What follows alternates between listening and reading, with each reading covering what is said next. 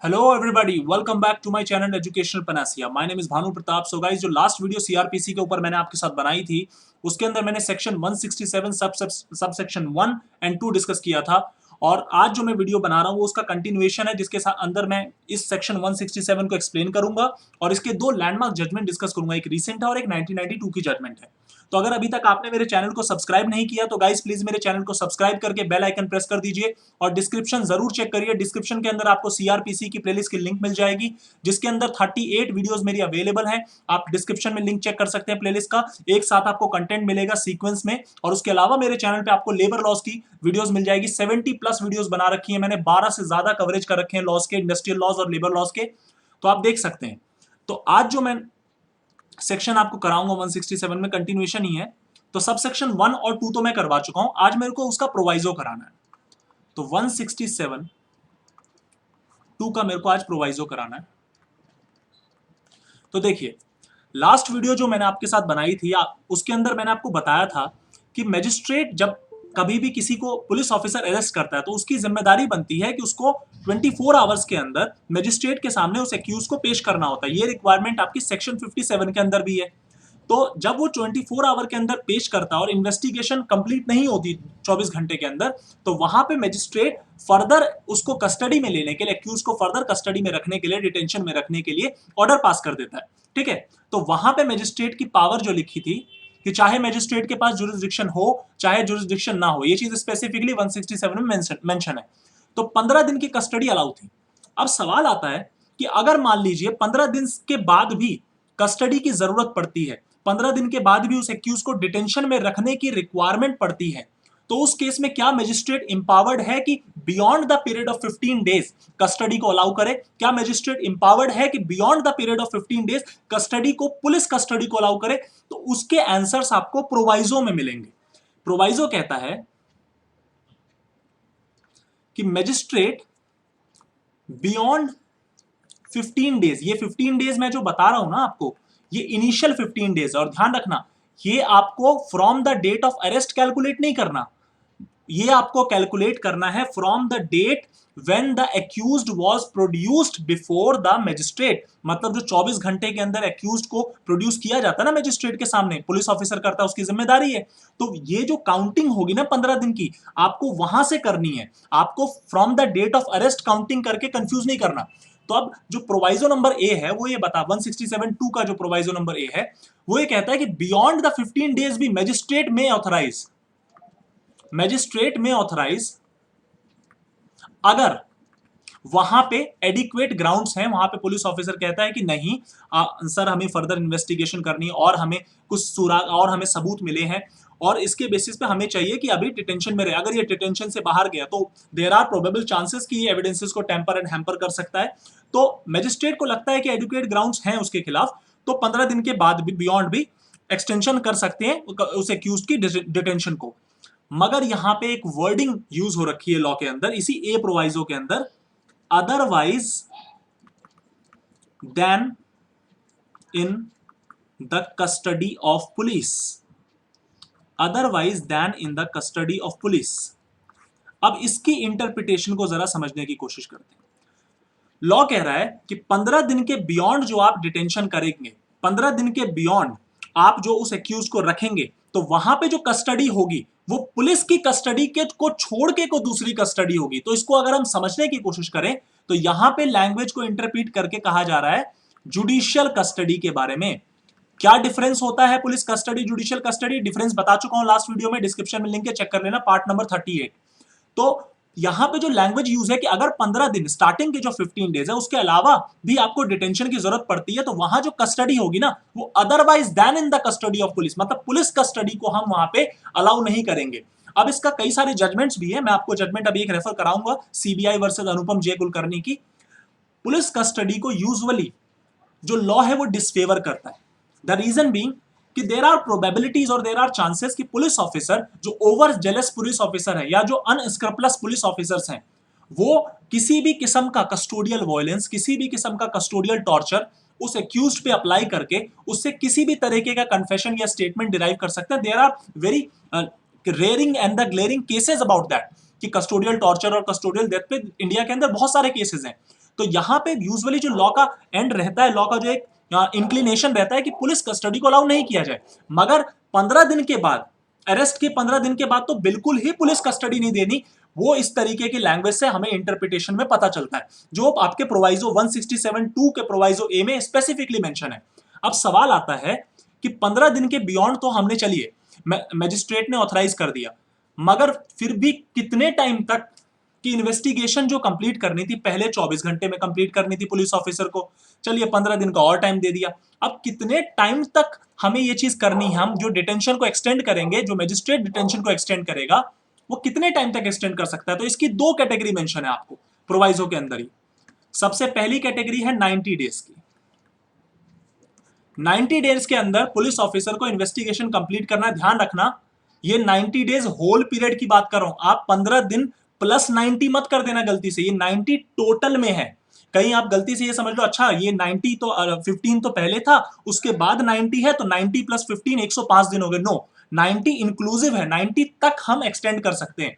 अब ये 90 डेज का जो कस्टडी है या डिटेंशन का ऑर्डर है, वो मैजिस्ट्रेट किस केस में करेगा? जहां पे ऑफेंस उस नेचर का हो जिसके अंदर या तो पनिशेबल डेथ पनिशमेंट दी जाती हो, या तो लाइफ इंप्रिजनमेंट पनिशमेंट दी जाती हो, या फिर एटलीस्ट 10 ईयर की पनिशमेंट दी जाती हो। मतलब ये बहुत ही सीवियर और सीरियस ऑफेंसेस की बात कर रहे हैं। एग्जांपल देता हूं, ह्यूमन ट्रैफिकिंग ले लीजिए, रेप ले लीजिए, मर्डर का एग्जांपल ले लीजिए, किडनैपिंग के कुछ स्पेसिफिक कैटेगरी का एग्जांपल ले लीजिए। तो वो कुछ ऐसे ऑफेंसेस हैं जहां पे या तो डेथ का पनिशमेंट है, डकैती ले लीजिए, या तो एलआई की पनिशमेंट है, या तो एटलीस्ट 10 ईयर्स के। तो इस किस्म के ऑफेंसेस में जो आपका इन्वेस्टिगेशन का टाइम दिया जा रहा है पुलिस ऑफिसर को, वो 90 डेज का टोटल दिया जा रहा है। दूसरा 60 डेज। अगर आपका जो ऑफेंस है वो को दूसरा अदर ऑफेंस है, मतलब ये कैटेगरी छोड़ के जो अदर ऑफेंसेस हैं, मतलब कि जिसमें 10 साल से कम की सजा दी जाती हो, तो वहां पे जो इन्वेस्टिगेशन कंप्लीट करनी है वो 60 डेज के अंदर ही करनी है। अब सवाल आता है कि मान लीजिए पुलिस ऑफिसर ने इन्वेस्टिगेशन 90 डेज या फिर 60 डेज, जो भी केस हो, जो भी सिचुएशन हो, उसके अंदर पुलिस ऑफिसर ने नहीं कंप्लीट करी, तो वहां पे अब क्या एक्यूज्ड के पास राइट बनता है कि वो बेल के लिए अप्लाई करे? The answer is yes, and that concept is called default bail. What is this called? And this is very important. ये कॉन्सेप्ट डिफॉल्ट बेल का है कि अगर आपका पुलिस ऑफिसर इन्वेस्टिगेशन को 90 डेज के अंदर इसके पर्टिकुलर केस नंबर 1 में कंप्लीट नहीं कर पाता, या फिर 60 डेज में कंप्लीट नहीं कर पाता, और हमें कैसे पता चलता है पुलिस ऑफिसर ने इन्वेस्टिगेशन कंप्लीट करी? तो पुलिस ऑफिसर जब अपनी इन्वेस्टिगेशन कंप्लीट करता है तो वो पुलिस रिपोर्ट बनाता है सेक्शन 173 के अंदर सीआरपीसी में, और चार्जशीट फाइल करता है कोर्ट में, जिससे हमें पता चलता है अच्छा हाँ पुलिस ऑफिसर ने अपनी इन्वेस्टिगेशन कंप्लीट करी है। हालांकि मैं आपको बता दूं कि फर्दर इन्वेस्टिगेशन का राइट भी है सीआरपीसी में, मैजिस्ट्रेट अलाउ कर सकता है, मगर जो पहली इन्वेस्टिगेशन होती है उसमें पुलिस ऑफिसर 90 डेज और 60 डेज के अंदर उसको इन्वेस्टिगेशन कंप्लीट करनी है। नाउ कम्स द पॉइंट कि if he is unable to file the police report, or if he is unable to complete the investigation within the stipulated time of 90 days or 60 days, then what will happen? What right will be conferred upon the accused? The answer is the default bail. मगर ध्यान रखना, default bell ये नहीं कि automatic आपको मिल जाएगी। Law ये clearly contemplate करता है, लॉ ये क्लियरली कहता है कि डिफॉल्ट बेल के लिए आपको अप्लाई करना पड़ेगा।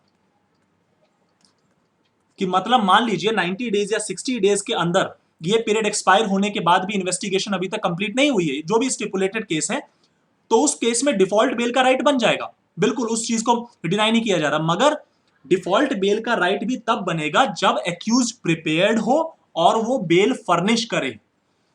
क्या बोला मैंने? जब एक्यूज प्रिपेयर हो और वो बेल को फर्निश करे। ध्यान रखना, यहां पे रिटन में मैंडेटरी उस चीज को नहीं कहा गया, एक जजमेंट में मैं आपको बता दूंगा कि रिटन में स्पेसिफिकली उस पर फोकस नहीं किया गया, बट ये है कि डिफॉल्ट बेल का जो राइट है कि नहीं, एक्यूज को छूटना चाहिए for a certain period of time, accuse को आजादी मिलेगी सर्टेन केस में। तो ये चीज बहुत इंपॉर्टेंट है, और ये जो आपका डिफॉल्ट बेल का कॉन्सेप्ट है ये आपका डायरेक्टली इस डिटेंशन पीरियड से लिंक्ड है। और ये डिटेंशन पीरियड जो मैंने 90 और 60 का बताया, ये होल पीरियड की मैं बात कर रहा हूं, ये 15 दिन के अलावा वाली बात नहीं कर रहा। तो जो काउंटिंग होगी, वो जो 90 डेज और 60 डेज की काउंटिंग है, उसको आपको कैलकुलेट करना है from the date of detention order, not from the date of arrest. ये चीज आपको ध्यान रखनी है। डिटेंशन ऑर्डर जब पहली बार पास हुआ था वहां से आपको इसको काउंट करना है 90 या 60 रेस्पेक्टिव। आपको डेट ऑफ अरेस्ट से इसको काउंट नहीं करना है, ये बहुत इंपॉर्टेंट चीज है। अब यहां पे बात करते हैं अगले प्रोवाइजो की। ये तो था आपका प्रोवाइजो नंबर ए। अभी मेरे को आपको जजमेंट्स भी करानी है, 2 जजमेंट मैं लैंडमार्क, एक तो 3 दिन पहले ही आई है, बड़ी इंपॉर्टेंट जजमेंट, तो वो आपको डिस्कस करा के मुझे बताना है। अगला जो आपका प्रोवाइजो है वो प्रोवाइजो है कि मैजिस्ट्रेट जब कभी भी ऑथराइज करेगा डिटेंशन तो हर बार एक्यूज्ड का होना, एक्यूज्ड की जो प्रेजेंस है वो नेसेसरी है।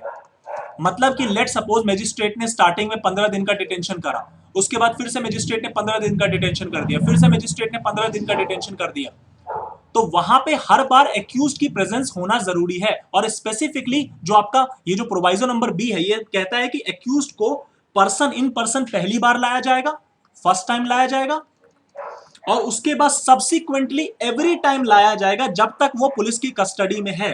ध्यान रखना। मगर यहां पे सवाल आता है कि क्या उसकी वीडियो कॉन्फ्रेंसिंग से, इलेक्ट्रॉनिक वीडियो मोड से क्या उसकी प्रेजेंस मार्क करी जा सकती है?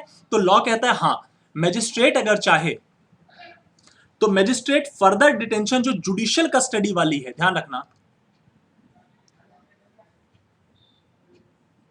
ये जो 15 दिन वाला ध्यान रखना है, जो मैंने आपको 15 दिन का जो हिसाब किताब बताया, तो 15 दिन ये पुलिस कस्टडी में नहीं है। फर्दर जो कस्टडी है चाहे वो जुडिशियल कस्टडी हो तो हर बार लाने की जरूरत पड़ सकती है। मगर मैजिस्ट्रेट चाहे तो अगर कोई बंदा जुडिशियल कस्टडी में है तो उस केस में मैजिस्ट्रेट ऑडियो वीडियो मोड से भी उस चीज को अलाउ कर सकता है। मगर ये स्पेसिफिक मेंशन है कि फर्दर डिटेंशन जो जुडिशियल कस्टडी में होगी वो वहां पे ऑडियो वीडियो मोड से होगी। पुलिस कस्टडी को यहां पे एक्सक्लूड किया हुआ है। पुलिस कस्टडी में तो आपको लाना ही पड़ेगा। हालांकि मैं आपको बता दूं कि 15 दिन के बाद पुलिस कस्टडी होती नहीं है, मगर ध्यान रखना मैजिस्ट्रेट चाहे तो जुडिशियल कस्टडी के अंदर भी उसकी प्रेजेंस मांग सकता है, क्योंकि वहां जो इसके अंदर जो लैंग्वेज यूज है वो है magistrate may extend the further detention on the production of accused either in person और through the medium of electronic video linkage. तो इसलिए स्टार्टिंग के 15 दिन पुलिस ऑफिसर, मान लीजिए पुलिस कस्टडी पहले 6 दिन की मिली, फिर 6 दिन की मिली, तो उस तरीके से बार बार लाना पड़ेगा। उसके अलावा भी मान लीजिए बाद में 15 दिन की मिल रही है, तो ये जुडिशियल कस्टडी का पीरियड है, तो इसमें भी लाना पड़ सकता है और नहीं भी लाना पड़ सकता है, depends upon the description of the magistrate. Now proviso 3।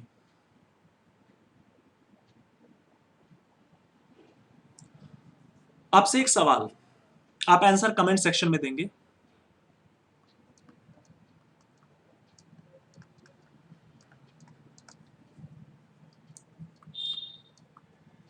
अगर मान लीजिए पीरियड जो 90 पीरियड इन्वेस्टिगेशन का 90 डेज था और 60 डेज था वो खत्म हो जाता है और एक्यूज ने बेल फर्निश नहीं करी, आप कमेंट सेक्शन में प्लीज आंसर करना,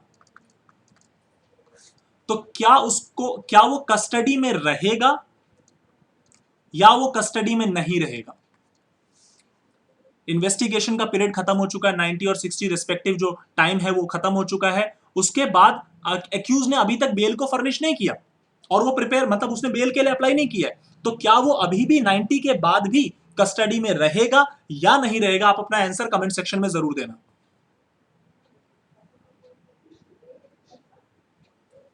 चलिए अगला सवाल, मान लीजिए मुझे यह प्रूव करना है कि मैजिस्ट्रेट के सामने एक्यूज्ड को प्रेजेंट किया गया था, मतलब एक्यूज्ड को मैजिस्ट्रेट के सामने लाया गया था। कैसे प्रूव होगा? सिग्नेचर,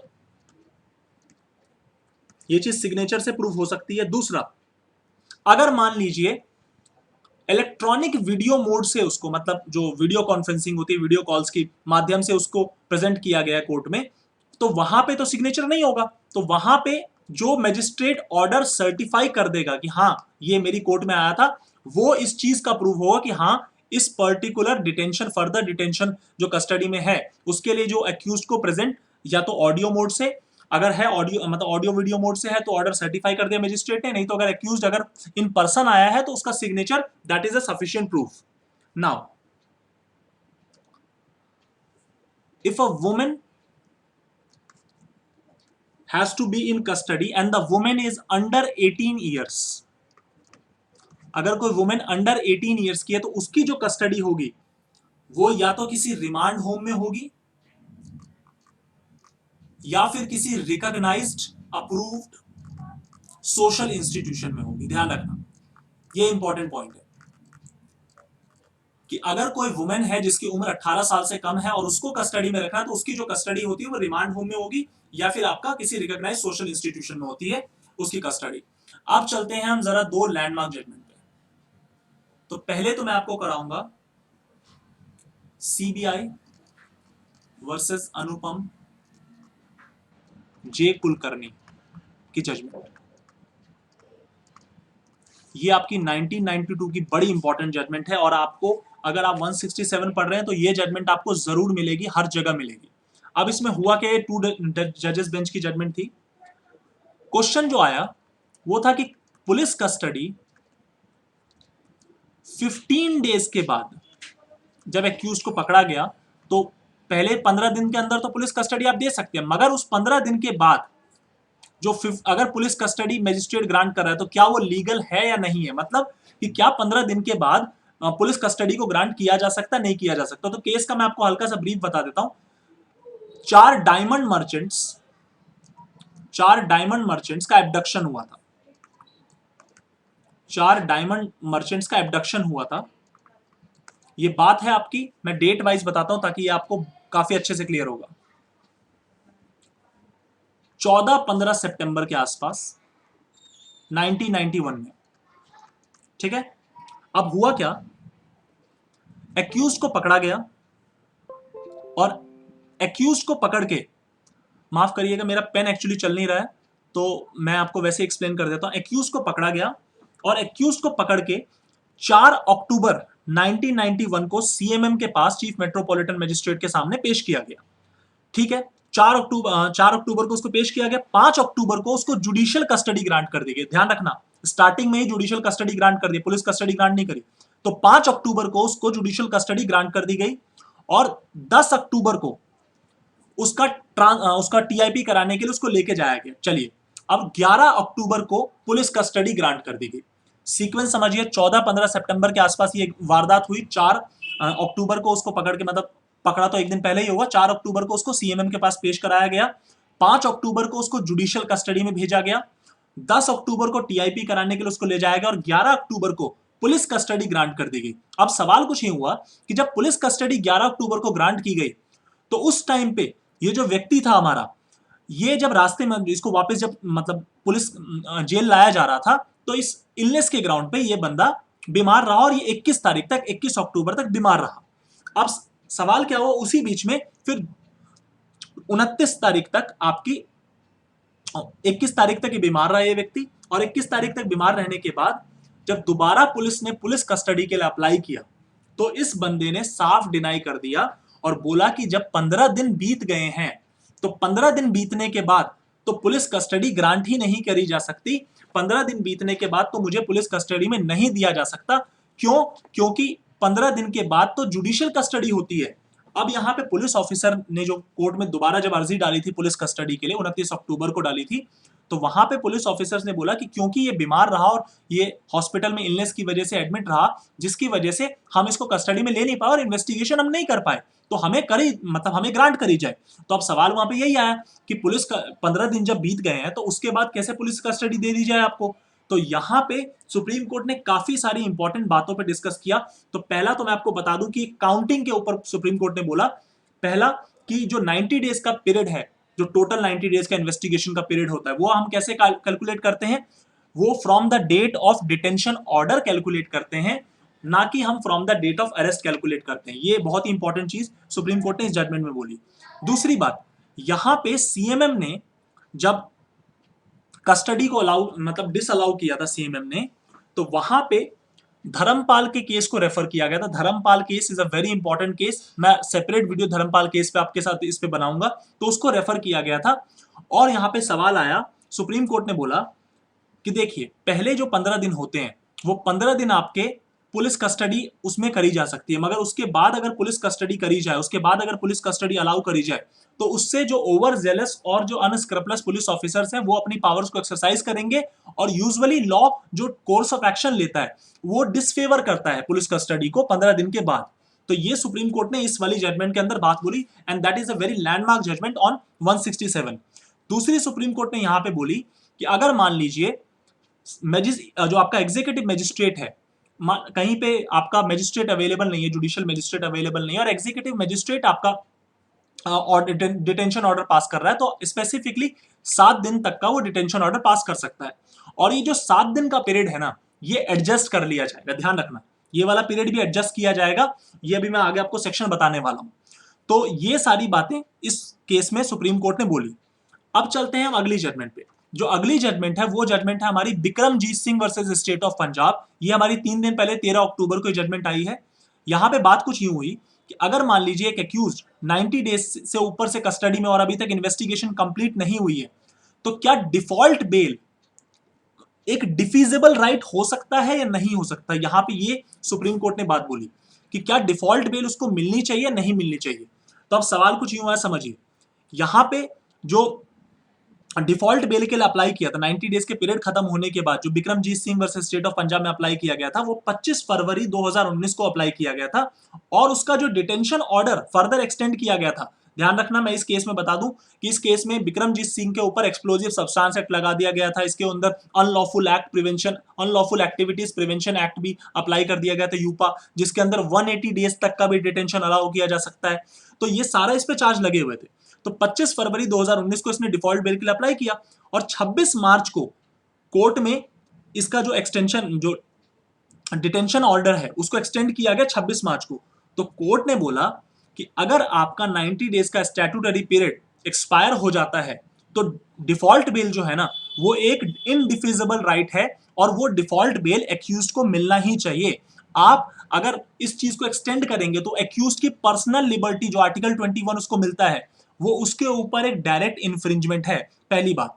दूसरी चीज यहां पे जो बहुत इंपॉर्टेंट थी, यहां पे इस वाले कानून के अंदर ये भी प्ली ली गई थी कि जो यूपा एक्ट है उसके जो मैटर्स होते हैं, जो एनआईए एक्ट के अंदर जो कोर्ट्स हैं, वो स्पेशल कोर्ट्स ही कर सकती हैं। तो एसडीएम के पास तो पावर ही नहीं है इस पर्टिकुलर चीज की। तो सुप्रीम कोर्ट ने इस चीज को सेट असाइड कर दिया था। सुप्रीम कोर्ट ने बोला कि नहीं, स्पेशल कोर्ट अगर करती है वहां पे, अगर स्पेशल कोर्ट का जुरिसडिक्शन है कोई दिक्कत नहीं है, मगर अगर स्टेट पुलिस ने अरेस्ट किया है, तो स्टेट पुलिस अगर अरेस्ट करेगी तो उस केस के अंदर जो जुरिसडिक्शन बनेगी वो आपके एसडीएम की बन सकती है। अगर एसडीएम ने डिटेंशन ऑर्डर पास किया है, तो उसके पास अथॉरिटी है डिटेंशन ऑर्डर पास करने का, डिटेंशन ऑर्डर को एक्सटेंड करने का। तो ये आपकी Bikramjit Singh versus state of Punjab की जजमेंट है। तो आपका 167 का जो प्रोवाइजोज हैं वो आपके फिनिश हो गए। अब मैं 167 2A पे चलता हूं। 167 2A आपका कहता है कि अगर कहीं भी जुडिशियल मजिस्ट्रेट अवेलेबल नहीं है, तो जो भी नियरेस्ट एग्जीक्यूटिव मजिस्ट्रेट है उसके पास कस्टडी के लिए भेजा जाएगा उस व्यक्ति को, उस एक्यूज को, और 7 दिन तक की कस्टडी एग्जीक्यूटिव मजिस्ट्रेट अलाउ कर सकता है। ये बात आपको ध्यान रखनी है। और ये जो 7 दिन का पीरियड है, ये एडजस्ट कर लिया जाएगा। किसके अंदर एडजस्ट कर लिया जाएगा? जो टोटल पीरियड है उसके अंदर एडजस्ट कर लिया जाएगा। मान लीजिए बाद में जुडिशियल मजिस्ट्रेट को फर्दर डिटेंशन का ऑर्डर पास करता है, तो वो 7 दिन उसमें से डिडक्ट हो जाएंगे, याद ये, क्योंकि वो एग्जीक्यूटिव मजिस्ट्रेट ऑलरेडी पास कर चुका है। अगली बात, जो सब सेक्शन 3 है कि कोई भी मजिस्ट्रेट अगर पुलिस कस्टडी ऑथराइज कर रहा है तो वो रीजन जरूर लिखेगा कि पुलिस कस्टडी, क्योंकि पुलिस कस्टडी को डिसफेवर किया जाता है यूजुअली लॉ के अंदर। तो अगर सबसेक्शन 3 167 का क्लियरली ये कहता है कि अगर मजिस्ट्रेट पुलिस कस्टडी को ऑथराइज करता है तो उसको उसके रीजन लिखने पड़ेंगे। दूसरी चीज कि मजिस्ट्रेट जब कभी भी कस्टडी ऑथराइज करेगा तो उसकी एक कॉपी वहां के सीजेएम या सीएमएम को भेजनी जरूरी है। Now coming upon last 2 subsections, subsection 5 and subsection 6। Subsection 5 कहता है कि अगर मान लीजिए कोई ऐसा मैटर है जो समन केस की तरह ट्राई होना है, मतलब जिसका ट्रायल समन केस की तरह चलना है, और वहां पे इन्वेस्टिगेशन 6 मंथ्स के अंदर भी कंक्लूड नहीं हुई है, तो उस केस में क्या किया जाएगा? मैजिस्ट्रेट फर्दर इन्वेस्टिगेशन पे स्टॉप लगा देगा। मैजिस्ट्रेट बोलेगा नहीं, आप फर्दर इन्वेस्टिगेशन नहीं करेंगे। हाँ, for the special reason further investigation allow कर सकता है, मगर समन केस के अंदर अगर आप 6 महीने में भी इन्वेस्टिगेशन कंप्लीट नहीं करते हैं तो उस केस के अंदर मैजिस्ट्रेट बोलेगा ठीक है, further investigation is now not required, आप फर्दर इन्वेस्टिगेशन मत करिए, छोड़ दीजिए। अब सवाल आता है कि क्या मैं उस फर्दर इन्वेस्टिगेशन को रुकवाने का ऑर्डर, क्या उस ऑर्डर को विकेट करवाया जा सकता है या नहीं करवाया जा सकता? तो सेशन जज के पास पावर है, सबसेक्शन 6 के अंदर सेशन जज अगर चाहे तो फर्दर इन्वेस्टिगेशन का जो ऑर्डर था, उसको जो स्टॉप कराने का ऑर्डर था, अगर सेशन जज को लगता है कि yes that is required, investigation अभी करनी है, तो वो सेशन जज मजिस्ट्रेट का जो सबसेक्शन 5 में पास किया वो ऑर्डर है, कौन सा order? Order stopping the further investigation. क्यों? क्योंकि समन केस था और 6 महीने के अंदर इन्वेस्टिगेशन कंप्लीट नहीं करी पुलिस ने, तो मजिस्ट्रेट ने रोक लगा दी फर्दर इन्वेस्टिगेशन पे, तो उसको सब सेक्शन 6 में सेशन जज विकेट करके बोल सकता है कि चलिए आप फर्दर इन्वेस्टिगेशन कर लीजिए कंडक्ट। तो ये आपका सेक्शन 167 था। अब मैं आपको कुछ छोटी मोटी इंपॉर्टेंट बातें बता देता हूं। देखिए, कई बार आपको ऐसे सिचुएशन मिलेंगे जहां पे पुलिस कस्टडी 15 दिन के बाद भी आपको मिलती रहेगी, तो उसके रीजंस हैं। अगर मान लीजिए एक व्यक्ति एक्यूज्ड डिटेंशन के अंदर है और उसी के दौरान पता चलता है कि एक नया ऑफेंस उसके अगेंस्ट एक नया ऑफेंस, मतलब पुलिस इन्वेस्टिगेशन के दौरान पता करती है कि उसने एक और ऑफेंस किया हुआ है जो कि इस वाले ऑफेंस से उसका लेना देना नहीं, इसका सीक्वेंस नहीं है, सेपरेट है, तो उस केस में भी पुलिस कस्टडी के लिए डिमांड कर सकती है क्योंकि वो एक सेपरेट ऑफेंस हो जाएगा। मगर अगर ये सेम ही सीरीज के 3-4 ऑफेंसेस पुलिस इन्वेस्टिगेशन के दौरान पता करती रहती है और उसके बेसिस पे उसको ऐड कर करके पुलिस कस्टडी एक्सटेंड कराएगी, तो इस केस में तो पुलिस कस्टडी कभी खत्म ही नहीं होगी। तो कोर्ट का जो स्टांस रहता है वो कुछ यूं रहता है कि अगर मान लीजिए कोई ऐसा ऑफेंस किया हुआ है उस एक्यूज ने जो कि डिटेंशन में, और इन्वेस्टिगेशन के दौरान पुलिस को पता चलता है कि हाँ ये जो एक्यूज ने ऑफेंस किया ये एक सेपरेट ऑफेंस है जो इस कैटेगरी में, इस सीरीज में नहीं आता, इस सीरीज ऑफ ट्रांजैक्शन में नहीं आता, तो उसके लिए पुलिस कस्टडी ग्रांट करी जा सकती है। मगर अगर सेम ही सीरीज का ऑफेंस है और कभी आज पुलिस 10 दिन में एक ऑफेंस ढूंढ रही है, 10 दिन बाद पता चलता है पुलिस ने एक सेम उसी ट्रांजैक्शन के अंदर दूसरा ऑफेंस का चार्ज भी उस पर लगा दिया, उसके बाद पता चलता है पुलिस ने कोई और ऑफेंस का चार्ज लगा दिया और हर बार पुलिस कस्टडी डिमांड कर करके उसको 3-3 महीने तक पुलिस कस्टडी में रख रही है, तो इस किस्म के प्रोसेस को कोर्ट डिसफेवर करता है, अलाउ नहीं करता, ध्यान रखना। तो ये आपकी 167 के ऊपर मेरी वीडियो थी। आई होप आपको ये वीडियो पसंद आई होगी और समझ में भी आई होगी, और मैंने 2 जजमेंट्स भी डिस्कस किए। मैं धर्मपाल की जजमेंट पे एक सेपरेट वीडियो बनाऊंगा और आपको ये धर्मपाल वाली जजमेंट अच्छे से बताऊंगा। तो thank you so much guys for giving your precious time to me. Thank you so much.